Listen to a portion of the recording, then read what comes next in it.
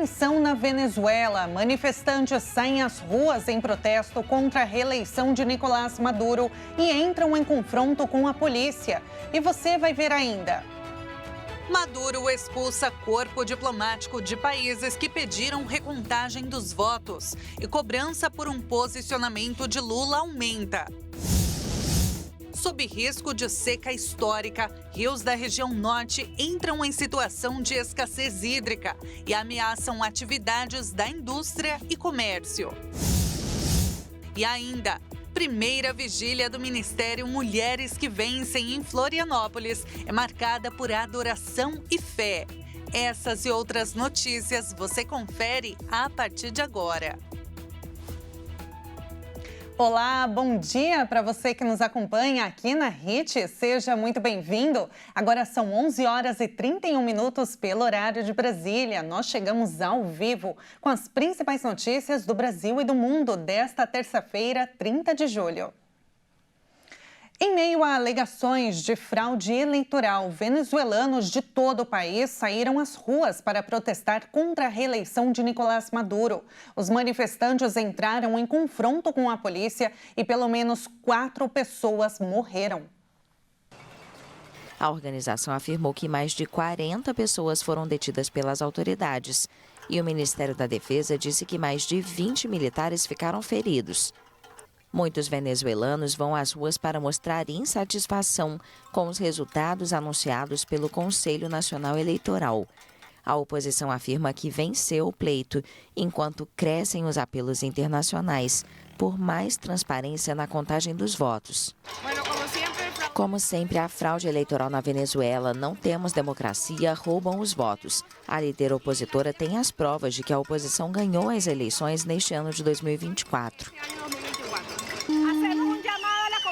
Fazemos um chamado à comunidade internacional para que países como Colômbia e Brasil se pronunciem e esperamos boas decisões de Maria Corina Machado e Edmundo Gonzalez. O povo está nas ruas fazendo o que pode, lutando pelo seu voto, protestando, cansado dessa crise, dessa miséria em que vivemos. Manifestações foram registradas no interior do país e em várias regiões da capital Caracas. Muitas delas foram dispersadas pela Guarda Nacional militarizada, com gás lacrimogêneo e balas de borracha. Também foram ouvidos disparos em alguns bairros. O presidente Nicolás Maduro, reeleito para um terceiro mandato de 6 anos, denunciou uma tentativa de golpe de Estado de caráter fascista e contra-revolucionário. A oposição, liderada por Maria Corina Machado, denuncia uma fraude e disse ter como provar a verdade de que a eleição foi vencida por Edmundo Gonzalez Urrutia no domingo. Machado explicou que, após ter acesso a cópias de 73% das atas da apuração, a projeção é de uma vitória da oposição com 6.270.000 votos contra 2.750.000 para Maduro. E o Ministério das Relações Exteriores emitiu um alerta para brasileiros que estão na Venezuela. O Itamaraty pediu que brasileiros se mantenham informados sobre a situação de segurança no país e que evitem as aglomerações. E disse que a Embaixada do Brasil em Caracas está à disposição de brasileiros para qualquer emergência. E além dos protestos em torno dos temores de fraude, a comunidade internacional reagiu rapidamente à questionada reeleição de Nicolás Maduro. Como contra-ataque, ele expulsou todo o corpo diplomático de 7 países que pediram transparência e recontagem dos votos: Argentina, Chile, Costa Rica, Panamá, Peru, República Dominicana e Uruguai. Em meio à pressão internacional e interna da oposição venezuelana por um posicionamento brasileiro em relação ao anúncio do Conselho Nacional Eleitoral. Em nota, o Itamaraty ressaltou a importância da transparência na divulgação dos dados, já que até o momento o CNE divulgou apenas dados gerais, sem desagregar os resultados das urnas. Nesta tarde, o presidente dos Estados Unidos, Joe Biden e o presidente Lula vão conversar por telefone sobre o pleito na Venezuela. Mas o impacto dessa reeleição, qual é o impacto dessa eleição e as consequências desse resultado supostamente fraudado? E por que a posição do Brasil sobre a Venezuela é tão crucial, a ponto do presidente americano pedir uma reunião com o presidente brasileiro? Vamos entender melhor esse contexto com o professor de Sociologia, especialista em Direito, Wagner Garcia. Bom dia, professor. Bom dia, Tabata. Bom dia, ouvintes, espectadores. Um prazer estar aqui com vocês nessa manhã. A gente agradece por ter aceitado o nosso convite. Professor, olha, Nicolás Maduro decidiu retirar todo o pessoal diplomático das missões, em 7 países latino-americanos, eu citei aqui, ao mesmo tempo em que exige que esses governos retirem imediatamente seus representantes do território venezuelano. O que isso significa e qual o peso que essa medida pode ter? Bom, isso significa que a Venezuela vive um regime autoritário que não respeita os observadores internacionais e que não faz questão nenhuma de ter um pragmatismo ou estabelecer uma relação internacional transparente com os outros países. Porque, veja só, não é razoável você mandar embora um corpo diplomático de países que estão acompanhando a eleição, né? Então, essa ação do presidente Maduro se demonstra um caráter terrivelmente autoritário que não se mostra razoável dentro do costume das relações internacionais. Agora, essa medida que ele tomou, de expulsar todo o corpo diplomático, isso vai além das relações diplomáticas? Isso, na prática, tem algum efeito para a Venezuela? Olha, além de você ter um impacto nas relações internacionais com relação à diplomacia, tem um agravamento da crise humanitária, levando em consideração que a eleição não teve um caráter transparente e isso se pela ausência das atas. Nós estamos com um probleminha na conexão. Eu vou pedir para o professor Wagner tentar de novo se reconectar para a gente continuar esse assunto, porque realmente ele é extremamente importante. Nós vamos então para um rápido intervalo. E olha, a seguir, você vai ver a Agência Nacional das Águas e Saneamento Básico declara situação de escassez de recursos hídricos em rios da Amazônia. A reportagem completa você acompanha daqui a pouco. Voltamos já já.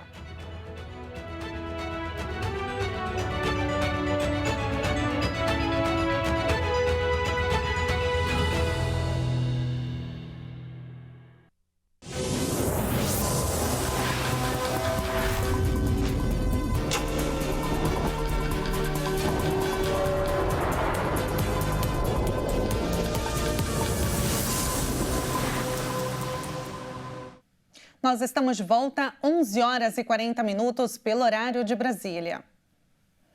E olha, a gente vai voltar a falar com o professor de Sociologia, especialista em Direito, Wagner Garcia. Professor, a gente conseguiu então retomar o contato contigo. Nós estávamos falando sobre o resultado da eleição presidencial na Venezuela, os protestos que foram gerados após isso, após o resultado, que declarou Nicolás Maduro, então presidente novamente, Então, no total, ele já tem 17 anos no poder, professor? Aí eu te perguntei, então, essa relação diplomática, esse rompimento das relações diplomáticas com 7 países latino-americanos que ele exigiu a expulsão do corpo diplomático, isso na prática, professor, tem algum efeito além das relações? Voltando aqui, Tabata, tem efeito sim, porque isso dinamita, por exemplo, contratos internacionais, negociações econômicas. Ninguém se senta à mesa de um ditador que é autoritário para negociar. Isso vai ter um impacto econômico, isso pode afetar a população venezuelana. Agora, professor, no caso, o posicionamento do presidente Lula é muito aguardado, né? Líderes mundiais estão exigindo que o presidente não fique em silêncio, né? Teve uma nota do Itamaraty publicada ontem falando que saudou a forma pacífica como a eleição se deu no domingo, mas não teve um posicionamento. Eles pediram, né, uma apuração melhor, uma transparência nos resultados. Entretanto, o posicionamento do presidente Lula é muito aguardado. Por quê, professor? A posição do Brasil, ela tem tanto peso assim? Tem muito peso porque o Brasil é protagonista na América Latina e o presidente Lula, ele governa a maior nação aqui da nossa América Latina, e o Brasil tem uma posição estratégica aqui porque nós, por cultura, sempre mantivemos boas relações internacionais com diversas nações. Então, o posicionamento do Brasil tem um caráter político e estratégico muito interessante no a ciência política, né? Não é à toa que ele vai se reunir agora com o Biden para ter um maior pragmatismo nessa posição. Professora, a gente está com um pouquinho de falha, mas deu para entender bem. Eu vou tentar fazer mais uma pergunta para você. No caso dessa reunião do presidente Joe Biden com o presidente Lula, marcada para hoje à tarde por telefone, o que pode acontecer a partir dessa reunião? O que o presidente Joe Biden espera do presidente Lula? Qual, na sua análise, qual deve ser o posicionamento pertinente do presidente com relação ao resultado na Venezuela? Bom, tem duas questões aí. A primeira questão é que os Estados Unidos espera que o Brasil reconheça que a eleição na Venezuela não foi uma eleição transparente. Isso vai ter um custo político para o presidente Lula, porque, por cultura, ele tem o presidente Maduro como um aliado, né? Então, assim, pega mal politicamente você apoiar uma ditadura. Com certeza. Professor, muito obrigada pela sua análise. A gente vai conversar em breve. Nós conversamos com o professor de Sociologia, especialista em Direito e Tecnologia, Wagner Garcia. Professor, o canal está sempre aberto. Muito obrigada. Muito obrigado. Valeu. Tchau, tchau. Tchau, tchau. E agora a gente muda de assunto porque, olha, a Agência Nacional das Águas e Saneamento Básico declarou situação de escassez de recursos hídricos nos rios Madeira e Purus da Amazônia. A região norte está em alerta de uma seca histórica que pode causar prejuízos para a indústria e o comércio. A declaração da agência reguladora sobre situação de escassez hídrica nos rios Madeira e Purus e seus afluentes deve intensificar o monitoramento hidrológico das bacias e propor ações preventivas para mitigar os impactos da seca na região norte. A decisão aconteceu nesta segunda-feira e o alerta vale até 30 de novembro. O Rio Madeira possui 1.400 quilômetros de extensão, com 43% dessa área localizada em território brasileiro, passando pelos estados de Rondônia e Amazonas. O Rio Purus tem aproximadamente 3.200 quilômetros e atravessa os estados do Amazonas e Acre. Para tomar a decisão, a agência considerou dados de institutos de climatologia que mostraram que as chuvas nas bacias dos rios Madeira e Purus foram abaixo da média de novembro a abril. Essa tendência de poucas chuvas continua no período seco atual. A falta de chuva se mantém próximos aos valores mínimos históricos. Como resultado, os usos da água estão impactando, principalmente a navegação e a geração hidrelétrica. Segundo um levantamento feito pela Secretaria Nacional de Proteção e Defesa Civil, a seca é o desastre climatológico que mais afetou e causou prejuízos no Brasil. Em 23 anos, os fenômenos geraram danos de ao menos 360 bilhões de reais no setor privado, além de atingir 110 milhões de brasileiros. E o presidente Lula sancionou a lei que cria o Dia Nacional da Lembrança do Holocausto, que será no dia 16 de abril. A data passa a integrar o calendário oficial brasileiro e foi oficializada com a publicação da lei no Diário Oficial da União de hoje. O Dia Nacional da Lembrança do Holocausto marca o período de perseguição e o assassinato de mais de 6 milhões de judeus pelo regime nazista alemão. Segundo o Museu Estadunidense Memorial do Holocausto, a temporada começou em 1933, quando Adolf Hitler e o Partido Nazista chegaram ao poder na Alemanha, e foi até 1945, quando as potências aliadas derrotaram o regime e acabaram com a Segunda Guerra Mundial. O antissemitismo era uma das principais características do regime autoritário de Hitler. Na época, foram publicadas centenas de leis discriminatórias e violência organizada contra os judeus alemães.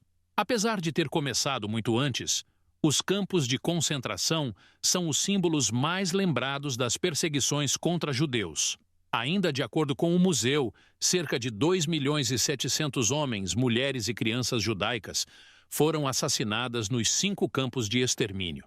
Mesmo com a derrota de Alemanha nazista, muitos sobreviventes do Holocausto ainda enfrentaram ameaças e precisaram, inclusive, deixar suas casas.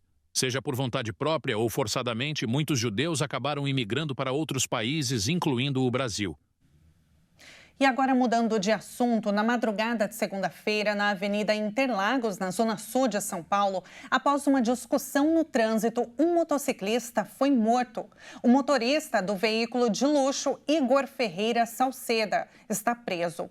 O caso, que causou indignação no país, tem uma nova ocorrência. O empresário de 27 anos foi acusado de usar o mesmo carro para perseguir e ameaçar uma família de empresários. Olha só.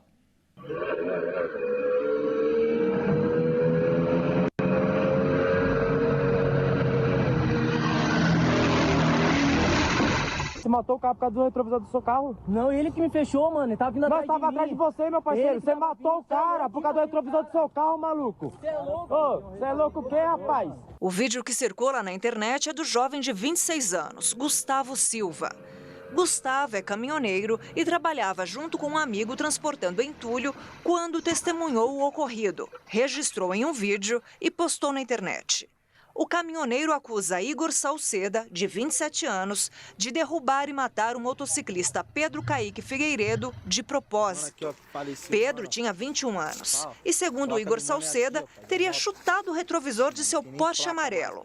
O acessório do carro de luxo teria então quebrado. Foi o motivo do início do conflito. O retrovisor do Porsche amarelo quebrado. O registro de câmeras de segurança atestam que o motorista do Porsche perseguiu o motociclista por cerca de 2 quilômetros até atropelá-lo. O motorista do Porsche chegou a bater em um poste. O jovem, de 21 anos, foi socorrido, mas morreu no hospital. De acordo com o boletim de ocorrência, o teste do bafômetro e o exame toxicológico deram negativos. Após a análise das imagens, o delegado responsável pelo caso indiciou o motorista por homicídio com dolo eventual com motivo fútil ou torpe. Agora, a Justiça vai decidir se converte a prisão em flagrante em preventiva, como pede a Polícia Civil. Mas ainda ontem foi divulgado um novo dado. Essa não seria a primeira vez que o empresário Igor Salceda está envolvido em um crime. Uma família foi até a delegacia denunciá-lo por ameaça e agressão. Já existe o registro de um BO por lesão corporal feito em 2021 por um dos integrantes dessa família. Em uma nova filmagem, a jovem Beatriz Silva dos Santos revela que a família tem sido ameaçada devido ao término de uma sociedade. Na gravação, feita semana passada, é possível identificar a suspeita de perseguição pelo Porsche amarelo. Revoltante tudo isso, né? Pedro Caíque voltava para casa após visitar a irmã. Ele chegou a ser socorrido, mas não resistiu aos ferimentos e morreu no hospital. O motociclista deixou a esposa e um filho de 3 anos. E olha, a gente muda de assunto e fala agora de Olimpíadas, porque apesar da entrega, alguns atletas brasileiros não conseguiram bons resultados.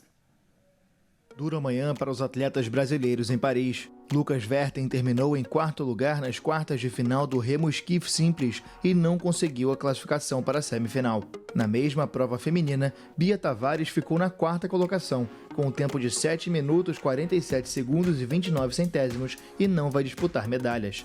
No tênis de mesa, Victor Ixi foi derrotado por 4-1 pelo alemão Dmitry Ovtcharov, que tinha eliminado o brasileiro Hugo Calderano em Tóquio.